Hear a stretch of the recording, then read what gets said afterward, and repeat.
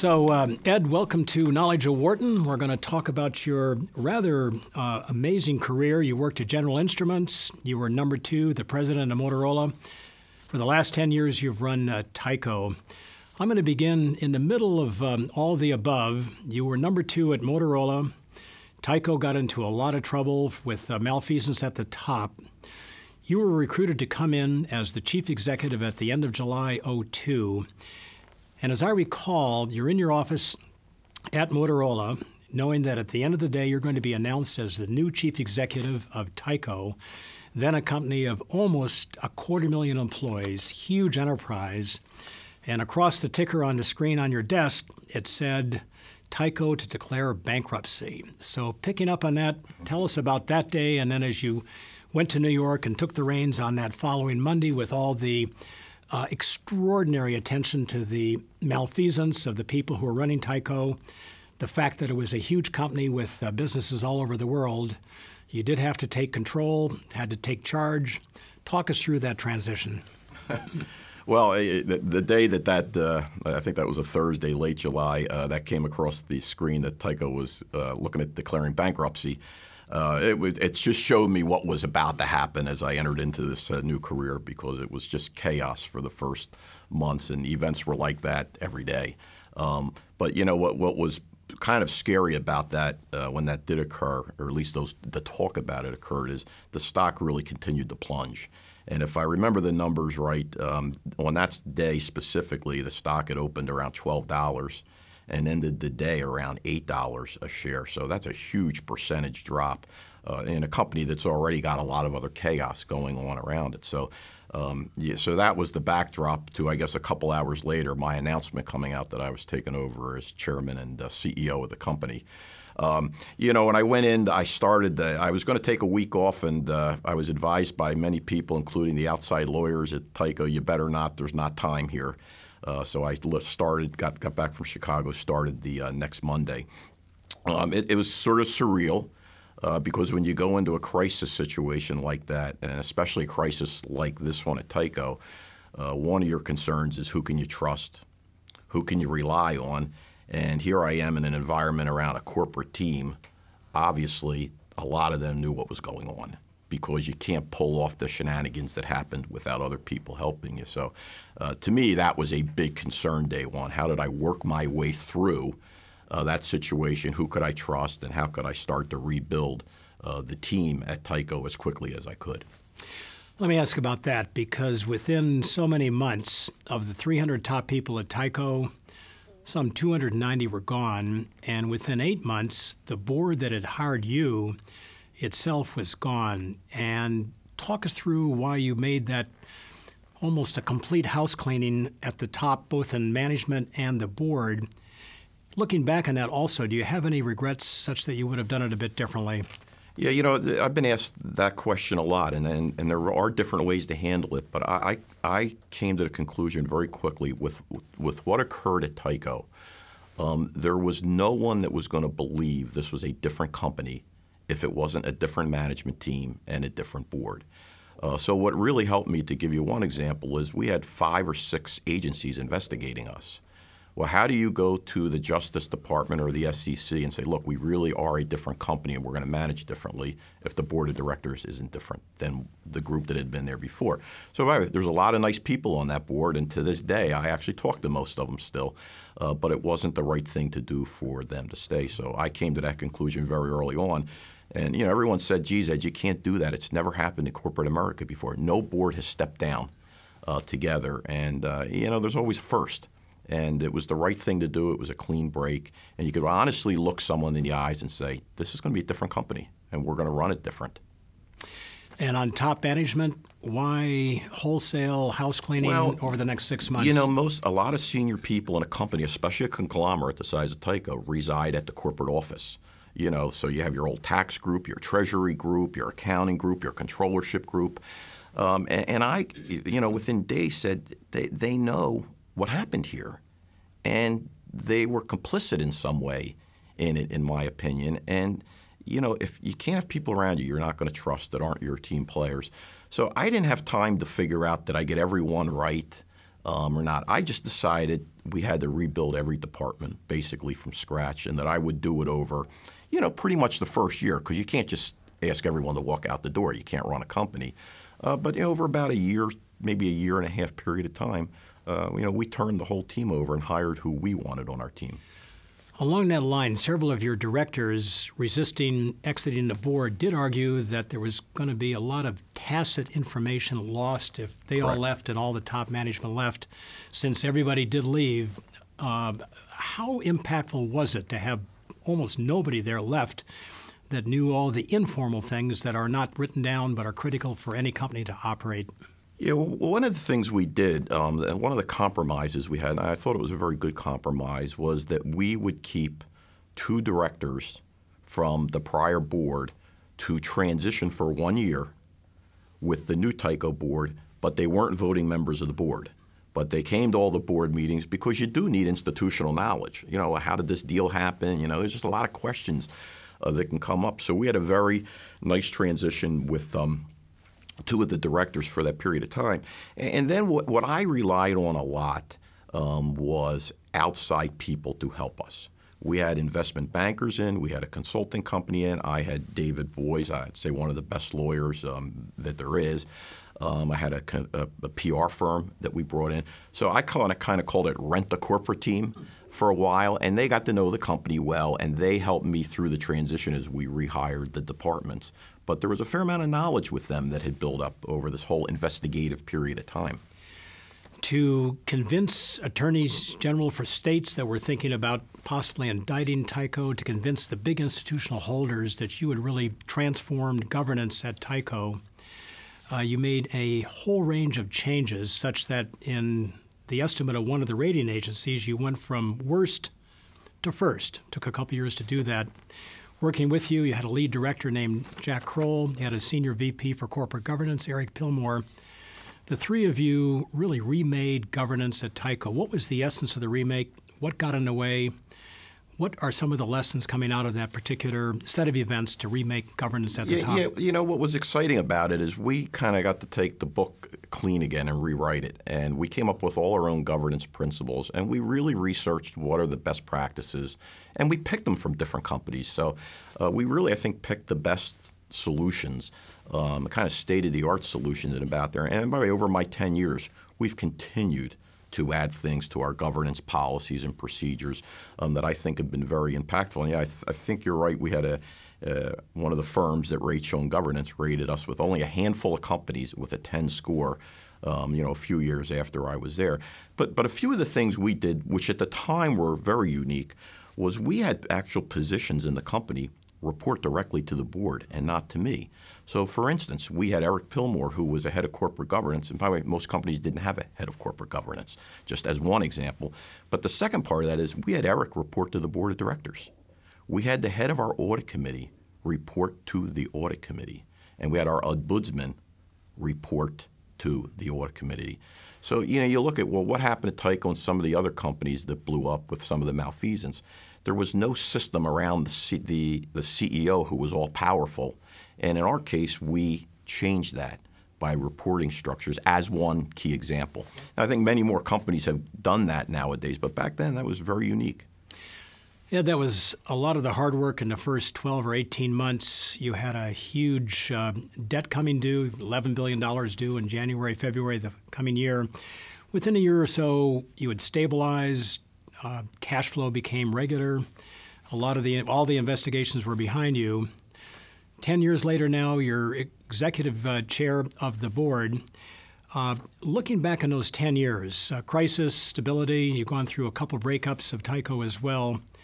Of all the big decisions you've made, which one are you most proud of looking back over the 10 years as chief executive? Well, I don't know if it's, I guess the most rewarding one would be saving Tyco. It really got close. We didn't know it. We saved it really till the second week of January. So I'd been there 6 months when we did. I think at the time it was the largest convertible bond offering ever done. And then that night I realized, wow, people are behind us. They want to invest in the company, and they just gave us the breathing room now to go fix all these issues. So that was the most proud. I'd say the most difficult decision, which I'm extremely proud of also is taking Tyco and making 6 companies out of it. 5 are public, 1 is private, and all the companies are doing extremely well and all trading at all-time highs. And I think it was absolutely the right strategy for the company, but that's not an easy decision to make. Let's think about what made for that ability to get through an extraordinary period. Looking back to your time before you came to Tyco, maybe even much earlier in your career, is there an individual or maybe even a couple that helped you become the person you are, a mentor, a coach, somebody that influenced your life? Yeah, I was, I think, very fortunate at a young age. I was at General Instrument, the largest supplier of cable technology to the nascent cable industry, just growing. So I grew up around all these entrepreneurs that created these big media companies. John Malone, he owned a part of GI. He invested with me back in the late 90s. The Roberts family at Comcast. My great mentor, Frank Drendel, who's run CommScope for 40 years.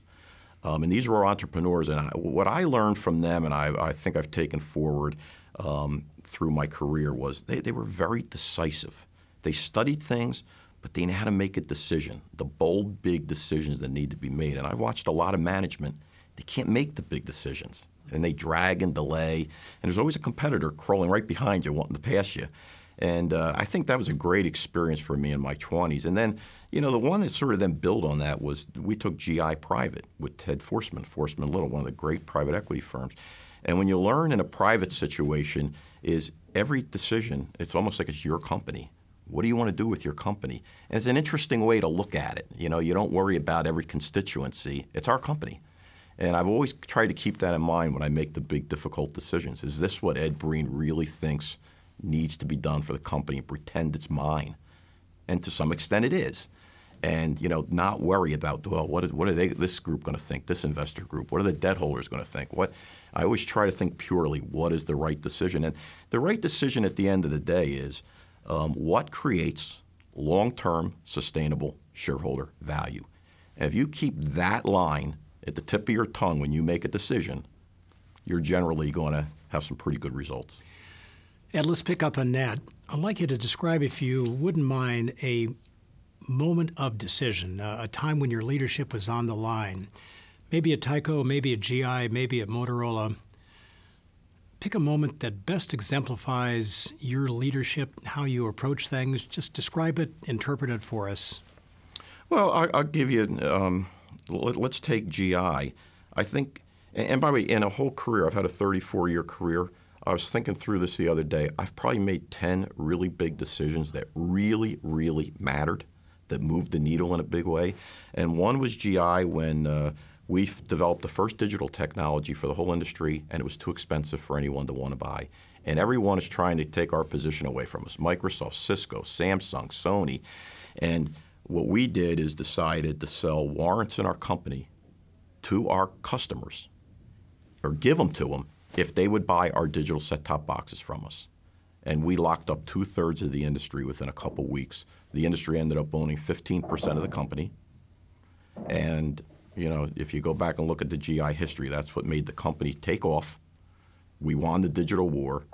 And a company that was valued at $1.6, $1.7 billion, we sold to Motorola for $18 billion.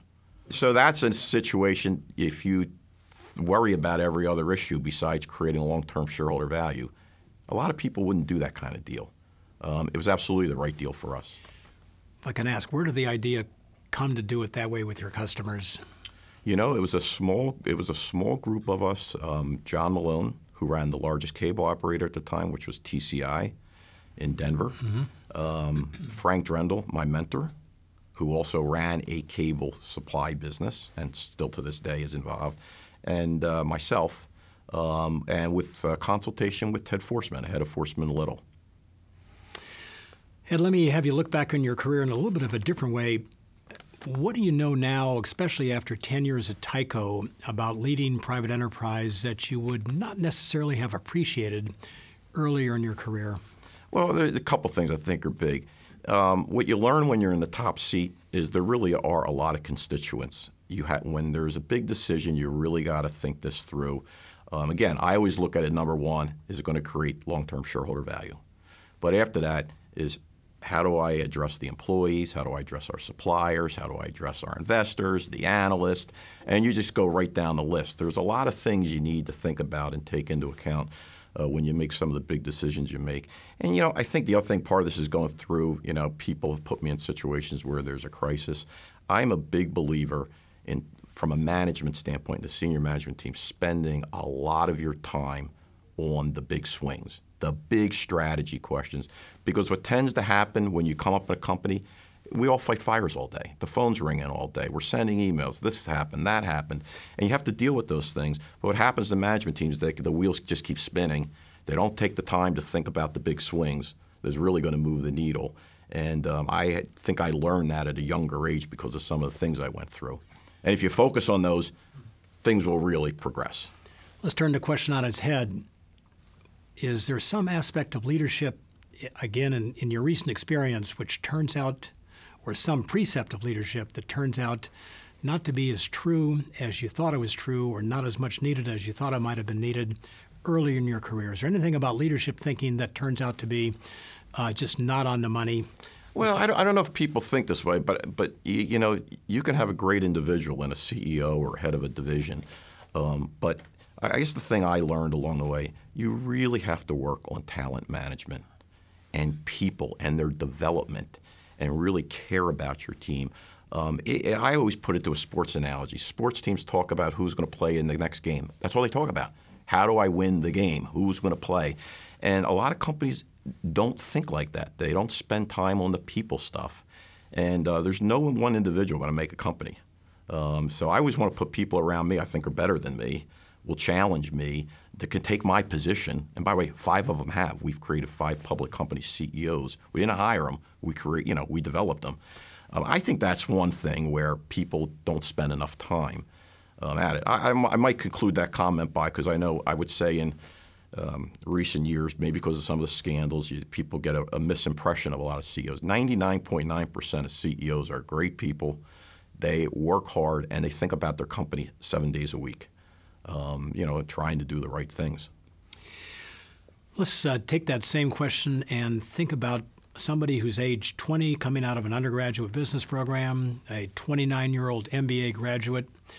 Looking back again on your experience, what advice would you have for somebody who would obviously not follow precisely in your footsteps, but somebody who has a lot of interest in taking significant responsibility in the private sector? So for their leadership, what advice would you have? Well, I would say a couple are just kind of higher level comments, but I think are most important. You want, first of all, you have to be passionate about what you're going to do, or you're never going to get to the top seat. And you see it in people. You know, are they just doing this because it's a job, or they're making a lot of money at it, or are they passionate about what they're doing?